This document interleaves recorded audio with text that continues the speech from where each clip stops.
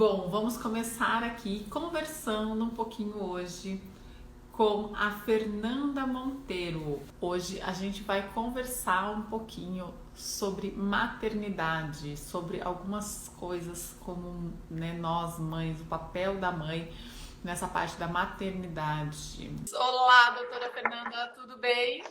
Olá, doutora Giovana, tudo ótimo. Agora foi. Tava lhe dando, né, uma confusãozinha. Tava, mas Bom, tudo certinho agora. doutora Fernanda, né, obrigada por aceitar o meu convite, né, de a gente falar um pouquinho aqui sobre essa parte mais de maternidade.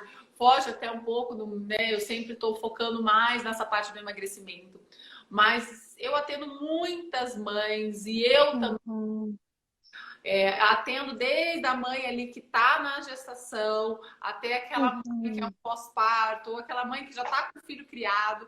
Então, assim, né? Acaba que também é uma conversa aí para todas essas mães e também para mim, que sou mãe de dois. Com certeza. É bem importante, né? Eu agradeço muito, muito mesmo, Giovana, o seu convite, porque são assuntos que sempre tem alguém precisando de alguma dica. Às vezes são coisas, normalmente, na verdade, são coisas muito simples que a gente diz, puxa vida, não pensei nisso, né? Mas porque a gente está no olho do furacão, a gente não consegue enxergar nada. Às vezes é óbvio, né? E alguém que está de fora consegue dar algumas dicas que são básicas e que fazem muita diferença na nossa vida. Então, é com muito prazer que eu Eu compartilho com vocês. e tento entender um pouco mais, mas, né, eu não sou especialista no assunto, então é Uhum, legal conversar com quem entende mais dessa parte de desenvolvimento, o que eu consigo uhum, contribuir é sim com alguns nutrientes, mas isso vai muito além, né, dessa parte da ingestão. Então, eu gostaria que, né, que você falasse um pouquinho do seu trabalho, para a gente uhum. andando um pouco mais dessa parte do desenvolvimento infantil. Sim, então, eu sou terapeuta ocupacional, né, a minha formação, e eu trabalho há muitos anos, eu tenho 16 anos de formada, trabalho muito com a criança, com desenvolvimento, mas com foco também na família. Então, muitas famílias, eu atendo a família para poder ter uma influência sobre essa criança, do desenvolvimento dessa criança. Não necessariamente eu atendo a criança, mas atendo muitas crianças também, tanto com desenvolvimento típico quanto com desenvolvimento atípico. Porque às vezes a gente diz, ah, mas meu filho não tem nenhuma deficiência, não tem nenhum transtorno, não tem nenhum distúrbio, não tem nenhum atraso, mas tem uma dificuldade em alguma atividade do dia a dia, né? Seja por falta de estimulação, porque a gente não sabe conduzir, seja por superproteção, que eu tenho muitos casos de, não, deixa que eu faço.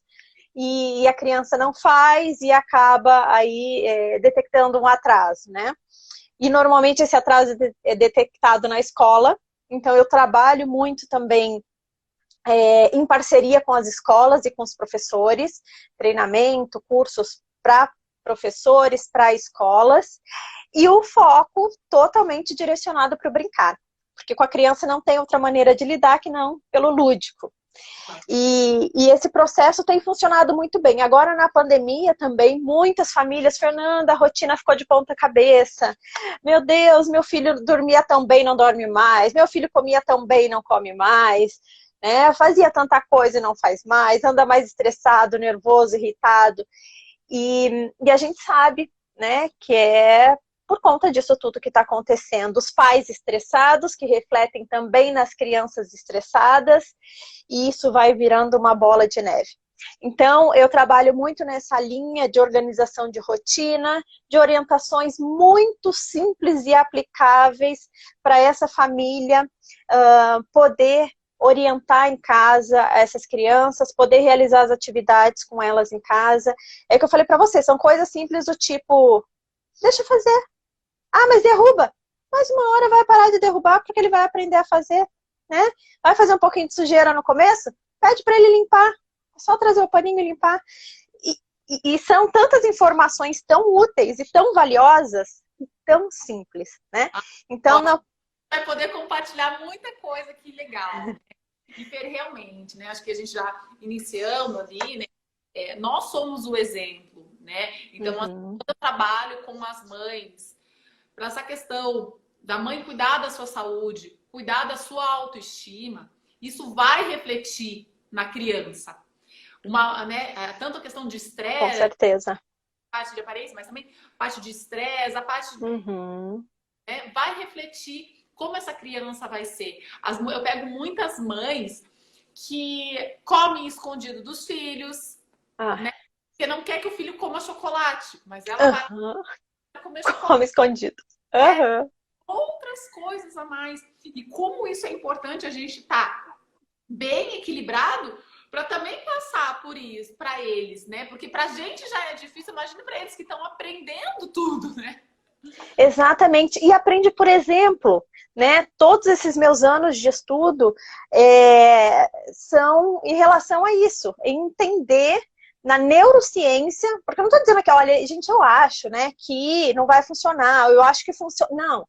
São estudos científicos. Toda a minha bagagem de trabalho, né, do meu livro também, do Super Gênios, ele é embasado na neurociência. Como é que acontece no cérebro?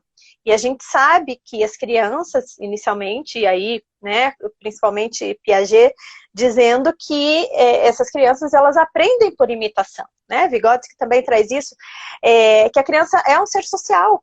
E ele precisa olhar para isso, ele precisa entender como é que se faz, né? E todos os artigos, os livros trazem isso. A criança precisa olhar, e aí não adianta você falar para ela, olha, não coma chocolate, você está ali comendo, né? Olha, não, tem que comer verdura, mas não tem uma no seu prato também, né? Não tem na mesa. E aí você diz, não, mas você não está comendo direito. E tem questões simples de crianças até com casos de seletividade alimentar. Não estou dizendo que isso resolve, né? As orientações que eu dou, porque muitas vezes tem a questão sensorial associada a isso. Então, precisa realmente de um tratamento com uma terapeuta ocupacional de integração sensorial. Mas, muitas colegas minhas que têm essa especialização me encaminham e dizem, Fernanda, você precisa ir na casa, porque eu atendo só em domicílio. Porque eu não consigo atender, né? O meu olhar para como é que está esse ambiente. Porque tem muitas mães... O que está acontecendo lá, né? Porque não é aqui na minha clínica. Aqui funciona. As mães dizem, mas como é que faz com você, não faz comigo? Então, vamos fazer lá. Vamos fazer lá na sua casa, então, para ver se funciona. E aí, quando a gente chega, a gente entende o ambiente, a organização desse ambiente, né? A organização dos pais. E quando eu falo em organização, eu falo de absolutamente tudo. Ah, mas ela não sabe brincar sozinha. E aí você chega na casa da criança, tá tudo guardado no armário, com as portas fechadas, e ela não tem acesso a isso. Então, como é que a gente estimula esse brincar sozinho, né? Eu fiz algumas matérias esse ano sobre o brincar sozinho, porque os pais estão em casa trabalhando. Meu Deus, mas meu filho não brinca sozinho, como é que eu faço, né? Então, tem um espaço que ele pode se servir à vontade, que ele vai e faz o que ele quiser ali. A criança faz sujeira, a criança faz bagunça, mas faz parte também orientar essa organização depois. Mas precisa ter acesso. Livro, tem acesso, meu filho não gosta de ler, tem acesso a livros? Tem a hora da contação de história? E tudo isso está extremamente atrelado à questão do nosso comportamento. Ele vai imitar o que me vê fazendo. Ah, meu filho não gosta de ler. Primeiro, tem acesso a livro? Segundo, já viu você lendo alguma vez? Já tem contato com pessoas que leem? Né? Tem livros à disposição? Então, se esse ambiente não favorece, muito dificilmente, e o ambiente, quando eu falo, é o físico, mas é a relação também, né? Com a mãe, com o pai, com a tia, com quem vive em torno. A gente quer cobrar muito deles, né? E muitas vezes a gente não está fazendo. Então, é hora também de rever o seu comportamento, né? Não parar Exatamente. E rever como é que está o seu. Então, a alimentação, a leitura é um exemplo, mas a gente tem né, todo o comportamento dele vai se embasar através do nosso, né? Então, realmente isso é muito sério. Uma coisa que eu trato muito num curso que eu tenho até de mães, é isso. É a mudança, né? A melhora do seu estilo de vida para que você reflita isso para o seu filho, né? Você ser o melhor exemplo que exista para a vida dele, né? Então, exatamente. todo esse contexto. E aí, Fê, você fala muito também de uma questão de rotina, né? E eu quero que a gente entre bem fundo nessa questão de rotina, porque como é difícil nós, adultos, estabelecermos uma rotina e cobrar isso, porque eu acho que também isso vai ajudar muito no desenvolvimento, até mesmo para a gente ser um exemplo, que quando a gente tem uma rotina, digamos que a gente está um pouco mais disciplinado, né? Seguindo essa rotina. Exatamente. A rotina, gente, eu tenho um capítulo inteiro no livro só sobre rotina. Tem um estudo também muito aprofundado em pesquisas sobre rotina. O que é que a rotina faz no cérebro? Porque é algo assim apaixonante realmente quando a gente começa a perceber as mudanças positivas que acontecem em casa com as nossas crianças.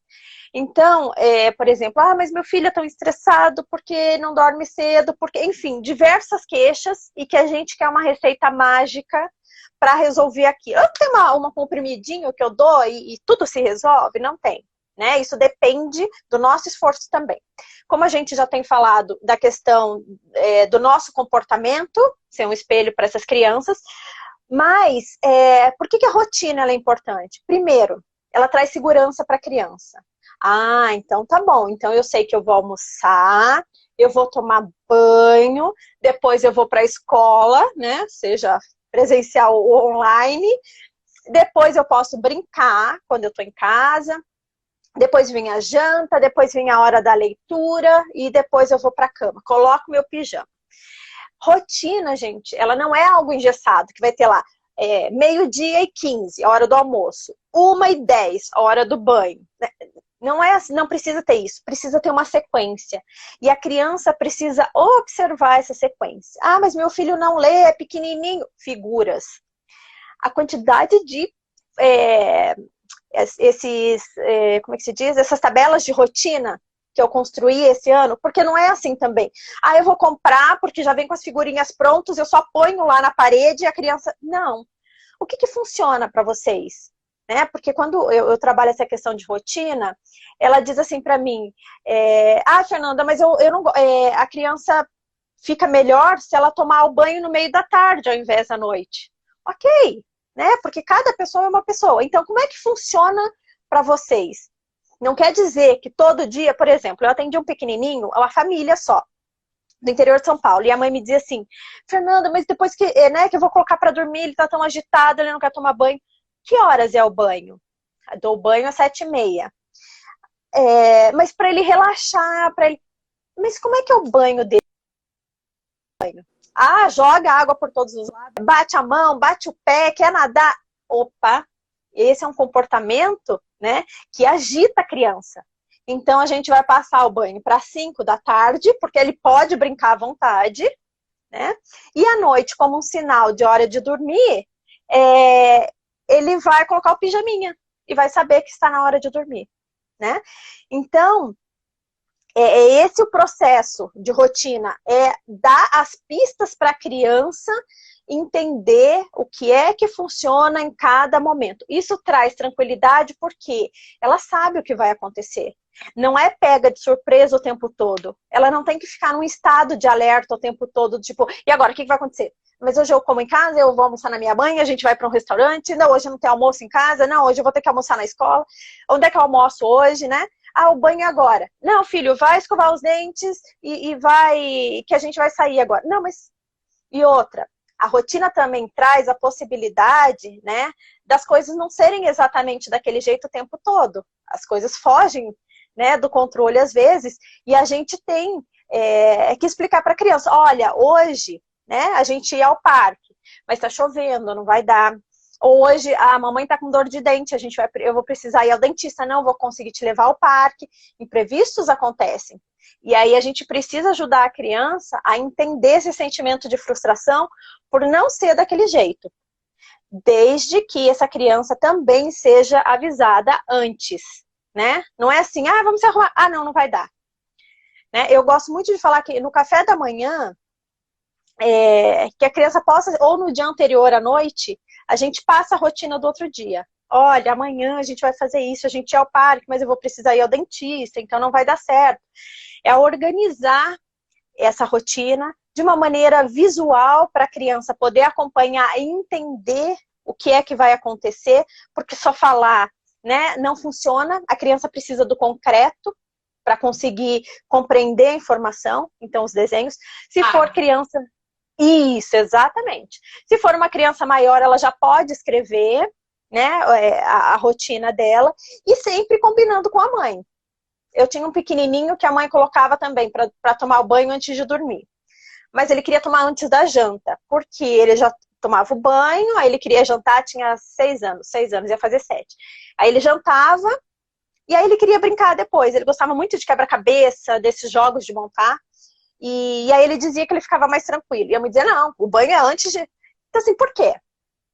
Por que tem que ser antes de dormir? Por que não pode ser antes do jantar? Não tira sua autoridade. Mas tem coisas que dá pra gente resolver em conjunto, né? Não dá pra resolver, por exemplo, ele diz assim, não, mãe, eu só quero dormir à 1 da manhã. Não, você vai dormir às 9h30, tá? Porque é assim. Agora, outras questões, por isso que assim, cada atividade do dia a dia das crianças, se ela já tem um certo entendimento, já é possível que ela participe disso. E diga, olha, eu posso tomar o banho aqui? Ou eu posso tomar o banho ali? Deixa eu te colocar, né? Eu trabalho muito e eu, né, fico em cima também aqui dos pacientes, devido ao ciclo circadiano que nós temos em relação aos, né? Então, assim, tentar ao máximo, respeitando alguns horários para questões das refeições, para questão de sono. Estimulo muito a jantarem com as crianças, tanto pelo horário que elas jantam mais cedo, mas também por uma questão de, né, de um momento ali em família. Isso. Mas assim, o que eu vejo, né, o que alguns estudos mostram dessa questão do ciclo circadiano, que ele tem que ser seguido todos os dias. Todos os dias. Só que, assim, inclusive final de semana. É mais complicado, né? Porque a gente vai fazer diferentes e tudo mais. E como é que fica isso numa rotina, numa parte de um desenvolvimento infantil? Então, são 2 pontos. O primeiro é esse, o final de semana. E o outro ponto são crianças que moram alguns dias com o pai, outros dias com a mãe. São 2 grandes desafios aí, né? Porque a mãe tem uma rotina, o pai tem outra, e você imagina, a criança cada dia na casa de um, cada dia é uma rotina diferente. E no final de semana.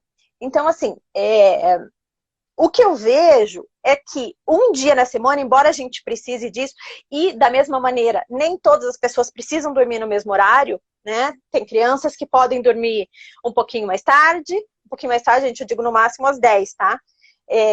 Outras precisam dormir um pouco mais cedo. Eu tenho crianças que 7 horas já estão dormindo na cama, já estão na cama dormindo mesmo. E outras um pouquinho mais tarde, porque senão a qualidade do sono à noite não é tão boa, né? Então a gente também precisa entender cada criança. Mas, embora seja todos os dias, eu não vejo problema, por exemplo, se na sexta ou no sábado a gente tem uma flexibilidade nisso, porque é um dia que vai ter uma festinha. Agora não tá tendo festinha, né? Mas, não sei, é o dia de assistir um filme. Então, eu tinha uma família, por exemplo, que sábado era o dia das filhas jogarem videogame com o pai.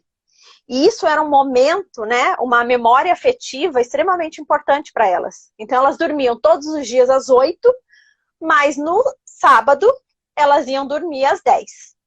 Não pode ser alguma coisa também que assim, no sábado vamos dormir às 3 da manhã. Não pode ser. Mas que tem uma flexibilidade em algum dia da semana por uma atividade especial, por uma atividade importante, né? Eu não vejo um grande risco, desde que isso não seja tão... Não é só... Acaba que sai totalmente da rotina. O horário do banho muda, negócio... Sim, muda tudo, né? Não é a refeição em casa, aí o almoço já sai mais tarde. Então, assim, acaba que fica... O ideal é que isso não aconteça. Não aconteça, se programe. Você não precisa fazer tudo no sábado, né? Você não precisa fazer todas as atividades no sábado a ponto de não dar para fazer absolutamente nada dentro da rotina. Então, não sei, a gente vai passear no parque, tá bom? Mas a gente vai almoçar no horário e depois a gente vai. Ou então a gente vai de manhã, né? O almoço vai atrasar, não sei, meia hora. Porque o que acontece também? Se o almoço atrasa, você acaba dando coisinhas que você tem à mão mais fácil, né? Você não vai levar uma fruta para descascar, para lavar, ainda mais na época que a gente está vivendo. Então, isso, eu digo que quando um horário sai da rotina, todo o resto vem junto. O sono vem junto, a alimentação vem junto, né?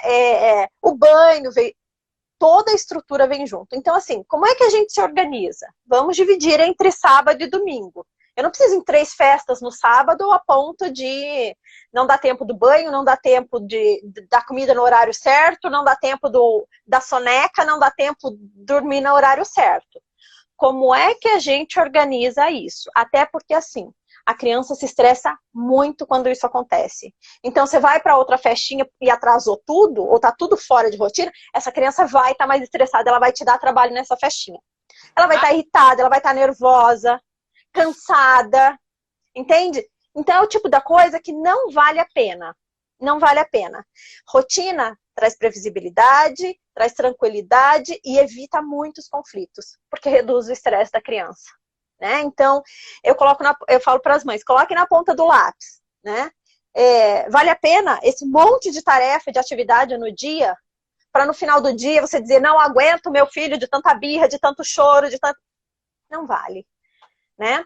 E aí até essa criança no outro dia conseguir voltar, né, ao seu estado mais tranquilo, leva tempo. No outro dia ela não vai querer fazer nada. Ela estava tão exausta, e não só da quantidade de atividades, mas emocionalmente tão exausto, que no outro dia não vai aproveitar absolutamente nada.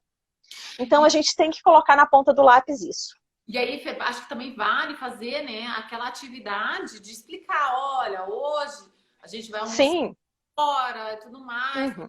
Fazer essa programação com a criança Isso. no final de semana, porque ela também vai entendendo, então, né, o que vai acontecer. Tudo vai no quadro de rotina. Por isso que as figurinhas, quando eu faço para as famílias, vai tudo. Eu pergunto, que dia que vai na casa da avó? Vai visitar a avó? Vai na casa... Ah, não. Um final de semana visita a avó, o outro final de semana visita o vô. Então tá aqui a figurinha dela com o vô e a figurinha dela com a avó. Então esse final de semana vai visitar o vô, vai estar lá. Olha, gente, amanhã é dia de visitar o vô. Tá lá a figurinha do vô. Para a criança já prever o que vai acontecer. Então vai ter festinha de aniversário? Tem as figurinhas de festinha de aniversário. Olha, amanhã tem uma festinha de aniversário. Um outro ponto que está atrelado à questão da rotina são os quadros, que é um outro fator que reduz a ansiedade da criança também e evita conflitos. O aniversário está chegando, o aniversário da mãe, do pai, da avó, do cachorro, o meu aniversário está chegando, e a criança começa todo dia, está chegando o meu aniversário? Que dia que é? Quantos dias faltam? Ela tá bem nessa fase. Então, a gente faz o quê? A gente coloca um calendário e cola uma figurinha do aniversário, da festinha, do evento que essa criança está esperando, do Natal, da Páscoa, do Dia das Mães. A gente cola uma figurinha naquele dia. Ah, mas não sabe número, não precisa saber número.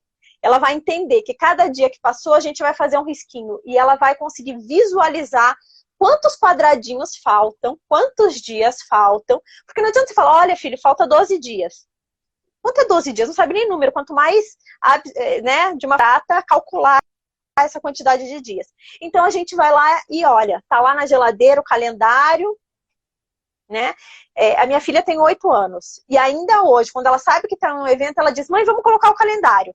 Porque para ela se organiza emocionalmente melhor. Então, todos os dias ela vai lá, ela sabe o dia que é, ela cola a figurinha, cola o calendário e todos os dias ela arrisca.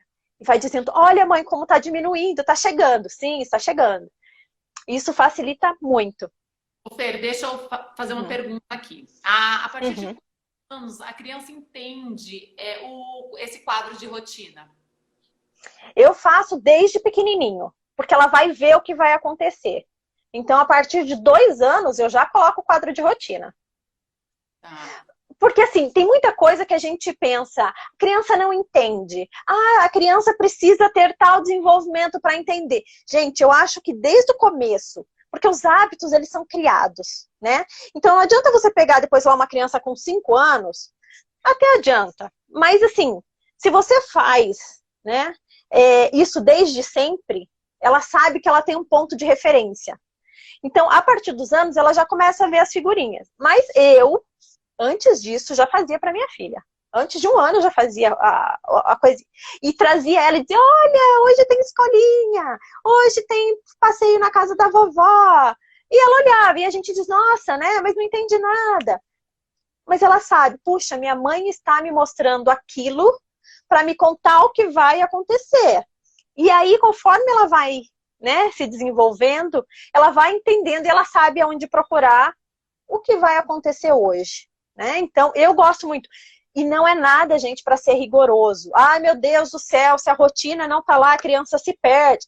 Não é isso. É pra gente mostrando. As mães fazem, né, que estão falando. E assim, o que eu faço com o adulto, olha como que isso, né, é importante enraizar desde pequeno, né? O que eu falo assim, de fazer refeições livres, né? Então pegar um calendário também e anotar lá o dia, o dia que vai ter a festa, o evento. Para quê? Porque para que haja também uma programação, né? Então você exatamente. Tá usando o calendário, você já consegue se organizar mais também para falar. Organiza todo mundo, né? Organiza a casa inteira, não é só para criança, é para gente também, né? Entender o que tá acontecendo. Ai, ótimo, ótimo. E Fê, entrando um pouquinho na parte, né, de desenvolvimento infantil, o que eu, assim, né, na parte nutricional, claro, a gente tem alguns nutrientes importantes ali, né, o ferro, o zinco, mas principalmente, né, o DHA, né, que hoje em dia é muito ruim para dar para criança. Eu até tentei dar para o Mateu, mas ele tem um gosto muito ruim de óleo de peixe mesmo, dizendo que é com sabor fora. E cápsula. Minha filha vomita. Minha filha vomitou todas as vezes que eu tentei dar também. Não funcionou. Maravilhoso, eu acho assim espetacular, mas é muito difícil de dar. Então eu sempre indico para azeite de oliva, mas eu coloco até na alimentação do Mateu e da Pietra, né? Os probióticos também que ajudam muito, mas é vital também algumas atividades para esse desenvolvimento infantil. E aí eu queria ver, né, com você, né, algumas dicas aí, tanto para mim também como para outras mães, dessa parte desse desenvolvimento infantil, que é uma coisa que acho que preocupa todas nós, né? Então, é importante, o primeiro ponto é importante saber, porque eu recebo muito assim, mas meu filho já tinha que estar fazendo isso? Ou eu digo, seu filho faz, mas ele já tinha que estar fazendo? Ai, meu Deus, você não faz. Ai, meu Deus, eu não sei se faz, né? E aí bate aquele desespero. Meu Deus, meu filho está atrasado, meu Deus do céu, tá, o que eu vou fazer agora? Socorro. Primeiro ponto, a carteirinha de vacinação que a gente recebe lá na maternidade dos pequenos tem. A gente não precisa buscar no Google, comprar um livro de neurodesenvolvimento, lá na carteirinha de vacinação tem. Então você consegue acompanhar por ali, por idade, o que a criança já deveria estar fazendo. Para que serve isso? Para a gente poder ter o conhecimento também, porque não se espera nada. Eu digo, na dúvida, comece estimulação. Ah, mas será? O médico disse para esperar. Nunca, não espere. Coração de mãe não se engana. Qualquer coisa que você acha, ai meu Deus, acho que tem alguma coisa estranha. Procure um fisioterapeuta, um terapeuta ocupacional pediátrico, né, um fisioterapeuta pediátrico, até um neurologista e faça uma avaliação. A depender do que a avaliação trouxer, né, a gente começa. Ou precisa só de orientações e a gente fala, olha mãe, faça mais isso, faça mais aquilo, coloque mais de bruços, né? Ou precisa realmente de uma intervenção diretamente com essa criança. O quanto antes começa, quanto antes a possibilidade da gente conseguir reduzir totalmente esse atraso ou isso que está acontecendo. Então, dá para acompanhar por essa carteirinha, tá? Então, a gente abre lá a carteirinha de vacina e vai acompanhando o que deveria estar fazendo ou não. Um outro ponto, o brincar, né? Ele é fundamental. Sem brincar, não tem desenvolvimento cerebral. Eu tenho um pequeno que a mãe me procurou, ele está com 2 anos e meio. E a mãe me passou, olha, faz toda a suplementação alimentar, toma não sei o quê, porque eu sei que vai ajudar nas conexões cerebrais, porque facilita, né, a mielinização dos neurônios, toma esse outro porque faz isso. Eu falei, nossa, que maravilha, fantástico mesmo. E brinca do quê? Ah, ele gosta muito da galinha pintadinha. Eu falei, não vai resolver. Porque não adianta você ter, né, a parte fisiológica, biológica ali intacta, se não existe o estímulo entrando. A aprendizagem não acontece, né? A gente precisa desse incentivo do meio. Hoje, o que está muito difícil? Tela. Saiu uma pesquisa o ano passado que o autor chamou de Era dos Cretinos Digitais. Pela primeira vez na história, desde que se iniciaram as avaliações de QI, pela primeira vez na história, os filhos têm um QI menor que o dos pais. Nossa! E exatamente, porque a gente sabe que todas as gerações, os filhos têm quando é feita a avaliação, tem um pouquinho maior do que a geração anterior. E pela primeira vez, em 2000, as crianças têm um QI menor que o dos pais, né? E isso alertou toda a sociedade científica, a comunidade científica, dizendo, meu Deus, o que está acontecendo? Então, sabe-se que pode ter uma interferência da alimentação, né? Por conta de hormônios, de agrotóxicos na alimentação ruim. Muito comprovado, né? Muitas mães, né, acham que a gestação não, né, é o momento mais sagrado ali de uma alimentação saudável, né? Exatamente. Eu tive muito problema na minha gestação, porque eu vomitei minha gestação inteira. Eu passava muito mal. O que eu olhava, eu passava mal. Enjoei até um dia antes de ir pro hospital. Então, eu tinha muita dificuldade. Não podia ver nada meio molengo, não podia ver nada. Foi muito sofrido. E a gente sabe, né, que durante a gestação a criança já sente o gosto do alimento que a mãe come, já sente o cheiro do alimento que a mãe come, e isso vai interferir depois. As preferências alimentares dessa criança. Exatamente. Isso vai interferir na preferência depois. Aí você fala, meu Deus do céu, mas não gosto de comer um legume, uma verdura. Você comeu durante a gestação? Ela teve contato com isso? Mesmo depois que ela nasceu, você comia? Né? Então, eu acho que isso é importantíssimo a gente fazer o acompanhamento, porque a gente escuta muito assim, não, mas gestação não tá doente, eu posso comer qualquer coisa, não tem problema. E aí tem outras questões, né, que a gente sabe do álcool, do excesso de gordura durante a gravidez e tudo isso que pode trazer. Mas então, eles sabem que tem sim, né, uma relação, pode ter uma relação muito forte com a questão da alimentação, embora a geração passada, a alimentação já não era tão boa, já estava meio, né? E então existe sim uma causa. Outro ponto é a questão da poluição, do ar, dos metais que estão no ar, na água, enfim, e que pode estar também acarretando. Mas pela pesquisa que fizeram... Coisa que a gente não vê, e a radiação está aí, né? E nosso cérebro é altamente sensível a isso, né? Exatamente, a quantidade de tela, a quantidade de eletrônico que a gente está, né, em contato o tempo todo. Mas sabe-se que foi o excesso de tela que conduziu essa redução de QI, né? Porque a gente sabe que principalmente, né, da gestação aos 2 anos é o período mais sagrado, né? Aos 3 ali. Até os 6 também é importante, mas do 0 aos 3 é o maior. A gente tem 75% do cérebro formado do 0 aos 3 anos. E a gente chega aos 95, aos 90, 95, aos 6 anos. Então, tudo o que a gente é hoje, tudo que a gente tem aqui, ele foi formado lá. Mas a gente...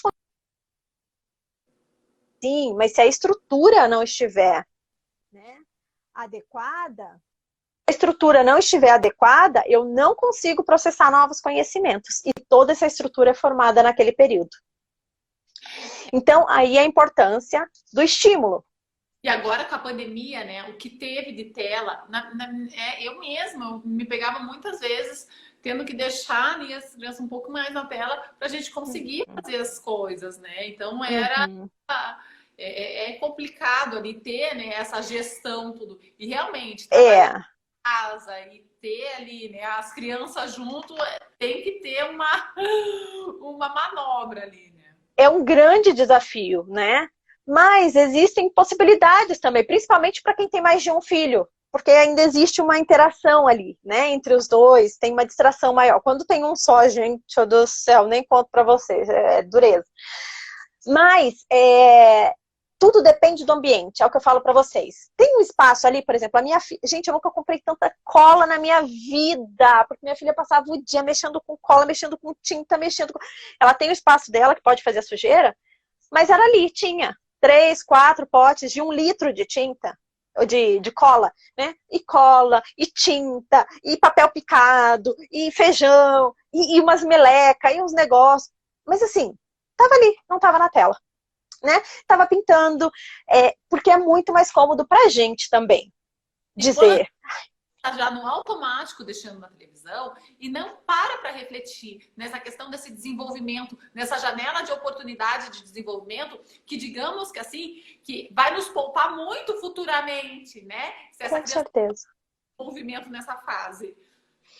Exatamente, é que as mães falam, mas tem muito trabalho agora. Eu falei, mas melhor ter trabalho agora, mas que se resolve e tá no caminho correto do que você ter trabalho lá na frente. Porque tá com atraso, porque não dá conta, porque não consegue, porque emocionalmente né, tá complicado. Então a gente resolve tudo do 0 ao 6, principalmente do 0 aos 3. E a gente sabe que do 0 aos 2, a criança só consegue aprender, claro que tem a interação, mas ela só aprende por meio de estímulo motor e sensorial. Então não adianta, não, mas eu tenho um aplicativo maravilhoso pedagógico para criança de 1 ano. Não funciona. Já tem os testes. Fizeram um teste com aquele Baby Einstein, não sei se você já ouviu falar, que era são vídeos e livros de estimulação. E aí não é todo preparado para crianças pequenas, porque fizeram uma avaliação longitudinal depois de alguns anos dessas crianças e perceberam que não houve absolutamente nenhum ganho a mais. Aliás, teve um pouco menos do que as crianças que brincavam livremente. Não, então, já estão com o dedinho assim, né? Castelas, né? Total. E é isso, eles falam, mas as crianças já nascem, as crianças são mais espertas hoje. Não, não são, sinto muito, não são. Os aparelhos é que são altamente intuitivos. Então, qualquer botão que você pressa, olha as cores dos botões que você vai apertar. No YouTube, meu filho sabe qual é o botão no YouTube. Tem 1 milhão ali, mas ele sabe o que é. Sim, até porque as telas, gente, elas trazem uma sensação de prazer que está associada à bebida alcoólica e à cocaína. Né? Então, a carga que a gente recebe, essa criança recebe, quando ela está lidando no celular, é isso. Por isso ela é altamente viciante. Eu atendi uma menininha de 1 ano e 6 meses, quando eu comecei o tratamento com ela, que ela já tinha um diagnóstico de vício digital, e a gente precisava trabalhar. Até ela desligava, ela entrava, assim, gente, num desespero que você não acredita. O jeito que ela gritava, que ela esperneava, que ela se jogava. Ela não andava, ela não sentava, ela tinha 1 ano e 6 meses. E aí, meu Deus, tem autismo, tem alguma... Fizeram absolutamente todos os testes. E o médico, o psiquiatra, chegou à conclusão. Isso é vício digital. Nunca teve oportunidade. Ficava dentro de um jumper room, aquele que fica pulando, com a tela na frente. Ou seja, ela aprendeu a ficar em pé, mas ela não sabia sentar. Se ela estava deitada, ela não sabia passar para sentada. Se ela estava sentada, ela não sabia passar para em pé. Mas se você colocasse ela em pé, ela ficava. Mas ela também não sabia baixar depois. Aí ela começava a chorar. Aí a mãe tinha que vir e colocar ela sentada. Mas tem algum transtorno? Não, tem excesso de tela. Então, quando você começa a perceber, gente, aí eu tive muito contato com muitas crianças assim. A gente percebe o quanto realmente vale muito mais a gente ter um trabalho a mais, um esforço a mais, de repente ter que dormir até um pouco mais, né, e ir pra cama um pouco mais tarde, nós, né, não as crianças. A gente coloca as crianças na cama e vai fazer o que precisa ser feito, sabe? Do que realmente deixar na frente da tela, porque o prejuízo é muito grande. Mas aí, voltando, Fer, na questão do exemplo, como é que a gente faz se nós... A gente fica o dia inteiro. Do celular. Uhum. O dia inteiro. E aí não é só trabalho. É trabalho, quando não tá trabalho, fica ali em rede social o dia inteiro, vendo coisas que sim podem agregar, mas a maioria que coisas que não agregam nada. Não. E fica o dia inteiro ali no celular. Aí a criança fica vendo aquilo, né? Como a gente estava falando anteriormente, exemplo. Olha o exemplo, né? Daí acaba que... Porque aquilo é uma coisa muito legal, né? E aí a gente entra também na questão emocional dessa criança pela relação dos pais com a tela e não comigo. Opa, aquilo é muito mais importante do que eu. Né? Porque eu falo, eu não consigo me lembrar, e depois eu nunca mais achei esse estudo. Eu achei um estudo que ele falava de um transtorno psíquico que deram, eu não consigo me lembrar o nome, de crianças que eram rejeitadas pelas telas. Então, os pais ficavam o tempo todo na tela e não davam atenção para a criança, né? Para os filhos, que é o que acontece muito hoje. E o quanto essa criança psiquicamente começou a sofrer, né? Então, porque é por isso, né? O mais importante está aqui na minha mão. Então, eles olham e dizem, aí todo mundo fala, ai, mas criança não pode ver um celular. Claro, gente, se a mãe fica, o pai fica no celular o dia inteiro, é porque aquilo é muito importante. É muito mais importante do que eu, porque eu falo com ele, nem para mim ele não olha. Né? E aí a gente vem da questão desde a amamentação. Tô amamentando, mas tô aqui, ó. Contato visual. Meu filho não faz contato visual, gente. Acho que nasceu qual tipo. Você faz contato visual com a criança? Quando mama? Aliás, é por isso, né, que a natureza é muito sábia, que a criança nasce enxergando até 15 centímetros, né? Que é exatamente do olho da mãe para o olho da criança quando ela tá mamando. Esse é o limite máximo que ela enxerga. Por que será? Ela não vai enxergar 1 metro, ela vai enxergar 15 centímetros, que é exatamente a distância, né, do olhar da mãe para o olhar da criança quando ele está sendo amamentado. E aí a gente puxa muito essa questão do exemplo, né? Para tudo. A gente está cobrando mais os nossos filhos coisas que muitas vezes nós não estamos fazendo, né? Não. E a gente acaba. Eu não preciso. Exatamente. E assim, a ideia não é colocar aqui ninguém na fogueira e dizer, ah, vocês são irresponsáveis, não sabem, não querem, né? Não, mas é a gente alertar, porque a gente está num mundo em que... Ontem até tive uma aula, eu estou fazendo mestrado em educação agora, e, gente, estou num desafio muito grande, porque tem muitas aulas, tem muito estudo, e conciliar isso com a minha filha também é um... Olha, vou dizer que eu estou cortando picadinho aqui. E aí, a gente estava falando justamente sobre isso, em que você é cobrado pela sua nota, pelo que você produz, pelo que você aparenta ser, porque nem sempre é, mas é o que você mostra nas redes sociais, né? É um julgamento o tempo todo, e a ideia não é julgar ninguém, é trazer informação que você diga, puxa vida, me reconheço nisso. Nossa, dá para melhorar? Então, ok, vou buscar ajuda, né? Porque a gente vê muitas pessoas, as mães estão muito estressadas realmente, por isso gritam tanto com os filhos, por isso judiam tanto dos filhos. Nada justifica, gente, isso. Procure ajuda, então. Se você está vendo que seu copo está cheio, que você precisa, que você está chegando no seu limite, sabe?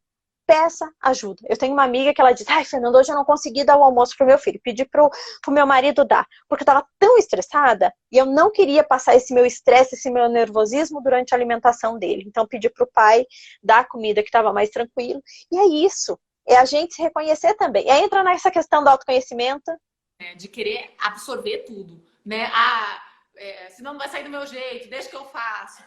E aí realmente vai se sobrecarregando, e aí o filho tem que ser o melhor na escola, o filho tem que ser o super saudável, o filho tem que ser o mais educado possível, né, que se arruma melhor, e aí a gente fica, né? Ali. O que tem tudo, né? Porque se alguém fala eu tenho tal coisa e você não tem, Deus o livre, então tem que ter tudo também, e aí por isso eu tenho que trabalhar, né?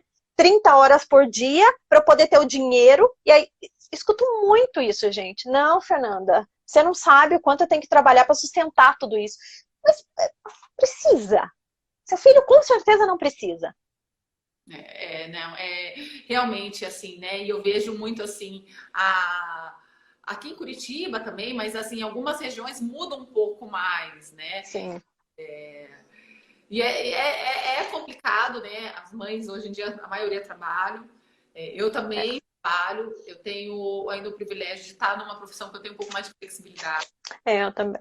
E faço uma pós, eu treino, eu trabalho, eu atendo em outras cidades e equilibro os pratinhos para realmente, né, ser um exemplo para ele, para os dois, né, para os meus dois. Então, assim, é sempre se policiar para você. Se você está realmente, né, o mais importante do que dar ali o brinquedo novo é parar para pensar e falar assim, calma aí, deixa eu ver se eu tô sendo um bom exemplo, né, para o meu filho. Exatamente. E assim, se realmente o que ele precisa, eu estou dando. Que é atenção, que é afeto, que é colo, que é conversa, que é olho no olho, que é proximidade, que são as refeições juntos, né? Eu tenho muita criança que vem com queixa de seletividade alimentar E foi o que eu falei pra você, eu vou na casa. Porque, Fernanda, é assim, assim, assim, é assim que funciona na minha casa. Quando eu chego lá, eu digo, acho que você me contou a história de outra casa, não foi da sua, não. E aí, não tem. Então, meu filho não come nada. Almoça com quem? Não, almoça sozinho. Não vai ter um exemplo, né? E lembrando que essa questão do exemplo, ela também não só emocionalmente, mas ela também é comprovada cientificamente pelos neurônios em espelho, que a gente tem, que os primatas têm, né? Em que, se a gente não observa alguém fazendo, a gente não reproduz isso no cérebro, né? Porque quando eu vejo você comendo, eu posso não estar fazendo o mesmo movimento, mas o meu cérebro, exatamente na área da minha mão, está reproduzindo, e isso a gente tem estudos de imagem mostrando, a gente tem elétrons mostrando, aquela área da minha mão que estaria fazendo exatamente esse movimento, se eu fizer uma foto do meu cérebro, ele vai estar funcionando como se eu estivesse fazendo esse movimento.